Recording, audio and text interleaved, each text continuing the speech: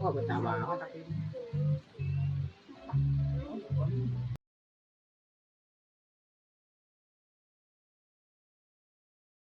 Beredar video penangkapan seorang kakek di Jatinegara, Jawa Barat yang diduga sebagai predator anak. Sebelumnya, video CCTV yang merekam aksi bejat sang kakek pada siswi-siswi SD sempat viral di media sosial. Kasus terbongkar berkat warga yang tak sengaja pergoki pelaku beraksi, mengutip tribun-medan.com. Dalam video yang diunggah oleh akun Instagram Fakta, Jakarta tampak sang kakek didatangi oleh pihak berwajib di kediamannya dan langsung digiring ke kantor kepolisian. Dalam keterangan video tersebut, sang kakek yang mengenakan jaket abu-abu tersebut tidak melakukan perlawanan sama sekali saat didatangi oleh pihak Polres Jakarta Timur. Tampak beberapa warga juga ikut menyaksikan penggerebekan kakek pelaku pencabulan kepada bocah SD di daerah Jatinegara tersebut.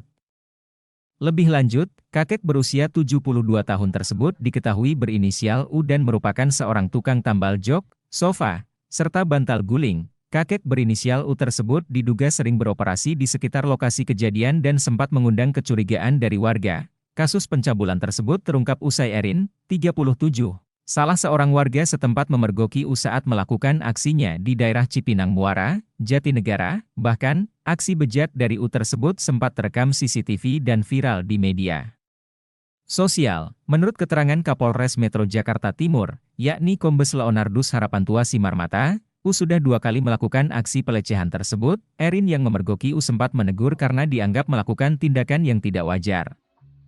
Namun Erin tidak dapat memastikan hal yang dilakukan oleh pelaku merupakan tindak asusila, sebab U hanya memepetkan sepedanya kepada korban saat dipergoki. Oleh karena rasa curiganya terhadap U, Erin kemudian melaporkan kejadian tersebut kepada Ketua RT 011 RW 015, yakni Imam, 48.